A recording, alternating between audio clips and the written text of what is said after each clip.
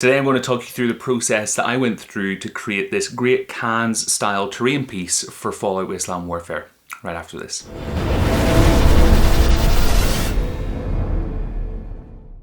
Hey everyone, Sam here from the Tabletop Hub, and recently I was contacted by the folks over at Ziterdes who create some really interesting pieces of terrain, and the folks over there basically said, hey, look at our website, look at our products, see if there's a couple that catch your eye, let us know, we'll send them out to you. So first of all, I want to just disclose that I got these pieces of terrain for free, but when I was looking at the terrain pieces, knowing that most of you who watch my content play games like Elder Scrolls Call to Arms or Fallout Wasteland Warfare, I wanted to try and see if there were some terrain pieces that could fit into those games. And knowing that the NCR, the new Vegas wave, was releasing very, very soon, I was keeping my eye out for terrain pieces that could work in that universe, in that setting. And I came across a resin orc tent that they had on their website. I can't remember the exact pricing. I think it was around €8. I'll keep the precise pricing of that down in the video description, as well as a link to where you can go and find this if you want to pick it up. But when I looked at this, I kind of thought, I think I could maybe turn this into a great cans tent. And I'd seen very similar things being done over in the Fallout Wasteland Warfare community.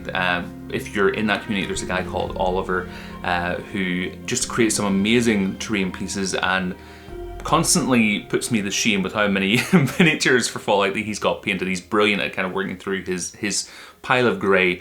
And he had kit bashed his own little tent. I'm not great at creating terrain and kit bashing and all that kind of stuff. I'm still very much learning. But when I saw his great cans tent, I was like, oh, maybe this could work as a substitute if you're not great at kit bashing. So this is full resin. You can kind of see the hollowed out bit inside. Like I say, it is made for an orc tent. But the way that I went through this was that I just primed it all in kind of wraith bone, in a skeleton bone style color, and then just began to add grimy washes to it. So that was an element of brown wash, and then equally at the top adding in just some extra little colors, little extra patches for detail. So you can see where they've gotten different pieces of hide and sewn them onto the top. And so in order to add some extra variety, instead of just painting these with skeleton bone as well, you can see how I added some kind of grey black and some brown, and just making it look like, hey, this is a really weathered, really old, very well used tent that's been patched up as they've gone. And just added different little weathering techniques to it as we went. Around the fringes here, where you see the kind of black staining, that's actually an AK Interactive weathering, what's the term for it? Pigment. I hadn't used pigments before, so I may not have equally used them correctly, but it's basically a smoke pigment. So I kind of added that to the bottom, and then just added some white spirits to kind of spread that upwards. And I think honestly, personally, I think after all the weathering, it's a little bit too dark. It's very dark. I could have maybe dry brushed onto it as well, but I think it got across the idea that, hey, this is a weathered, dusty tint that we found out in the Mojave.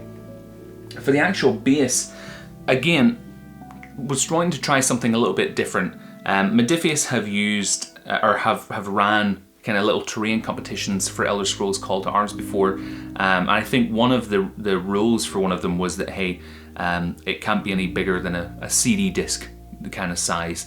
So for the terrain, what I did was I got an old CD disc and then got some pink polystyrene foam. So I got some pink foam. You probably could just use normal foam like this if you have that at home, whatever's accessible, but I used some pink foam. Used my hot wire cutter to cut around the outside and make the circumference of the disc. The one thing that I would warn you about is then I took some acrylic rattle can and spray painted this, and I actually started to melt the foam. That, I just didn't do my research. That is something that could happen.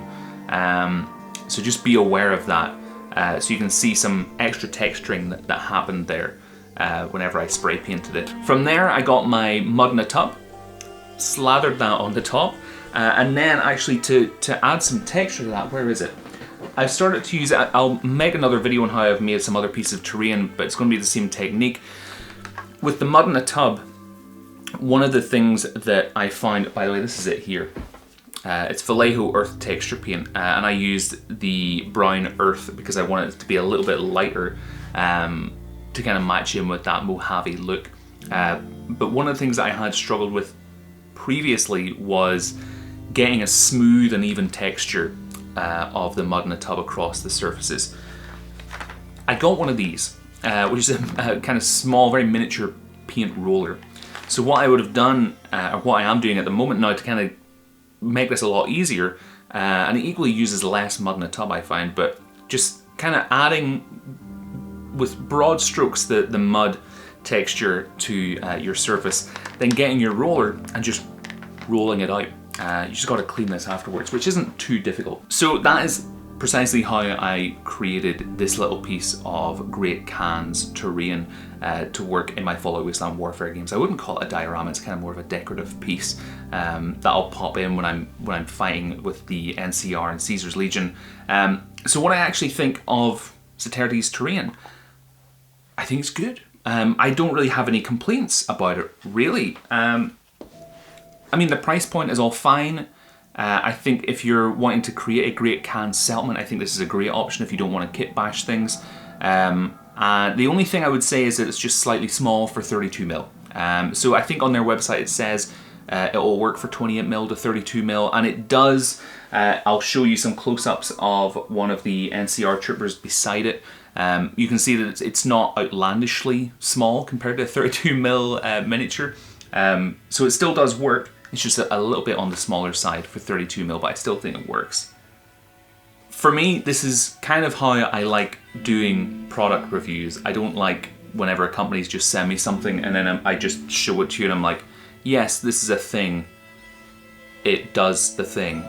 For me, whenever Ziterdes reached out to me and said, hey, we want you to check out some of our products, I wanted to actually find something that practically I would want to use on the tabletop, and this was one of them. For me, this would work in Elder Scrolls Call to Arms as well. It works in Fallout Wasteland Warfare as a Great Khans piece. It could work in a number of my other tabletop miniatures games that I have. I think from a durability standpoint, from a build quality standpoint, it's really good. So with all that said, if you want to pick up one of these for your own tabletop games and create your own Great Khan settlement, I'll leave a link to the orc tent down in the video description. And if you do go and check it out and you purchase one, thank you so much, because that'll just show Ziterdes that they were right to send me a couple pieces of terrain. So I'm greatly appreciative of that. In the meantime though, folks, have a great week. I'll speak to you all soon.